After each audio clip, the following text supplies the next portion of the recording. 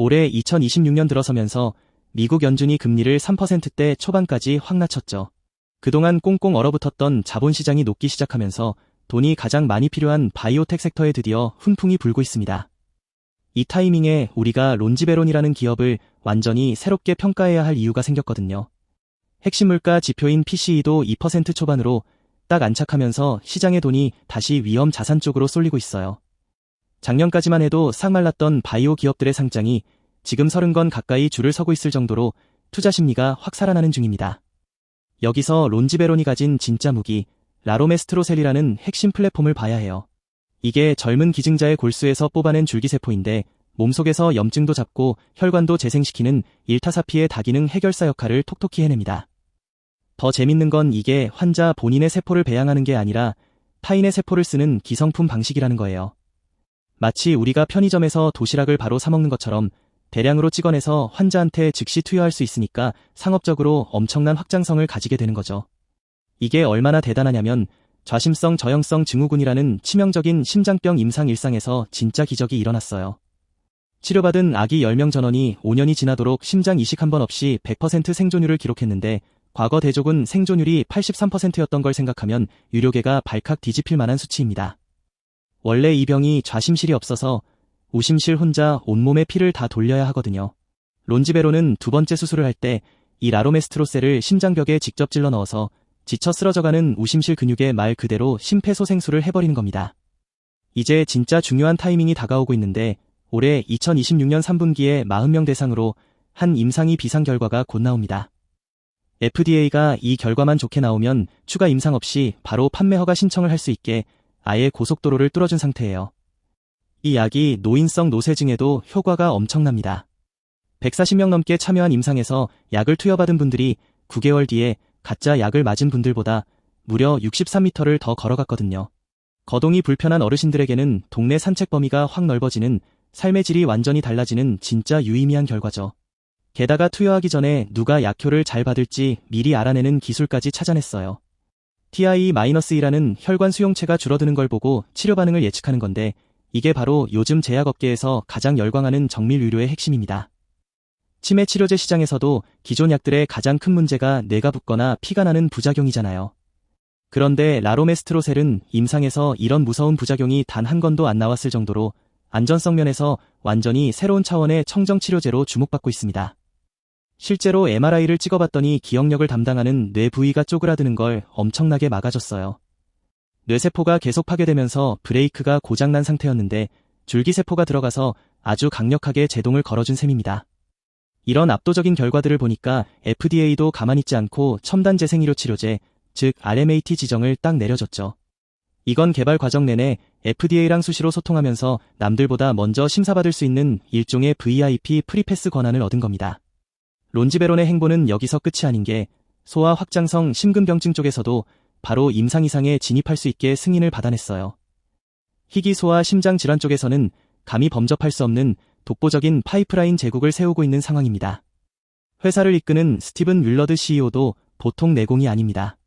바이오 업계에서만 30년을 구른 베테랑인데 취임하자마자 큼지막한 자금 조달을 척척 해내는 걸 보면 조만간 글로벌 빅파마와의 대형 계약도 충분히 기대해볼 만하죠. 기술적인 뼈대는 마이애미 대학 줄기세포 연구소장을 지낸 조슈아 헤어 창립자가 꽉 잡고 있습니다. 심장학 분야의 세계적인 권위자가 뒤에서 버티고 있으니까 이 회사가 내놓는 데이터에 대한 과학적인 신뢰도는 의심할 여지가 없어요. 최근 2026년 3월에 대형 기관들한테서 $3천만 거액의 투자금을 유치하는 데 성공했습니다. 바이오 기업은 현금이 피와 같은데 이 돈 덕분에 적어도 올해 4분기까지는 자금 압박 없이 임상에만 집중할 수 있는 완벽한 골든타임을 확보하게 된 거죠. 특히 이번 투자에 월가의 거물인 제너스 핸더슨이 참여했다는 건 진짜 눈여겨봐야 할 포인트입니다. 그 깐깐하기로 소문난 글로벌 기관 투자자들의 검증을 거뜬히 통과한 떡잎부터 다른 우량주라는 걸 제대로 증명한 셈이거든요. 게다가 아까 말한 심장병 치료제가 승인되면 FDA한테 우선 심사 바우처, 일명 PRV를 받게 되는데 이게 시장에서 $2억 거래되는 엄청난 티켓입니다. 지금 회사 전체 시가총액이 $1,100만 밖에 안 되는데 바우처 딱 한 장이 회사 가치의 20배를 넘는다는 게 말이 안 되는 거죠. 여기서 경영진이 진짜 머리를 잘 쓴 게 무식하게 주식을 새로 찍어내서 주주들 뒤통수를 친 게 아니에요. 나중에 바우처 팔아서 번 돈의 절반을 투자자한테 나눠주겠다는 조건으로 지금 당장 필요한 실탄을 확보한 엄청나게 영리한 전술을 쓴 겁니다. 그래서 지금 $1,100만 동전주 수준의 시가총액은 이 회사가 가진 임상 데이터나 바우처의 가치를 아예 반영하지 못한 상태입니다. 한마디로 주머니엔 땡전 한 푼 없는데 가방 안에는 3천억 원짜리 보물 지도를 품고 있는 극단적인 저평가 상태라는 거죠. 시장도 이걸 눈치챘는지 자금 조달 소식이 뜨자마자 주가가 단숨에 9% 넘게 튀어오르면서 $0.53를 찍었습니다. 특히 $0.525 부근에 매물대가 두껍게 쌓여 있어서 여기가 주가가 더 빠지지 않게 막아주는 아주 든든한 바닥 역할을 해주고 있어요. 차트 흐름도 심상치 않은 게 지금 주가가 200일 이동평균선인 $0.54를 뚫으려고 계속 두드리고 있거든요. 이 마지막 저항선만 시원하게 돌파해주면 추세가 완전히 위로 꺾이는 골든크로스가 완성되면서 본격적인 상승 랠리가 시작될 수 있습니다. 제가 가장 주목하는 건 지난 1년 동안 회사 내부자들이 자기 돈 $450만 들여서 주식을 쓸어 담았다는 사실입니다.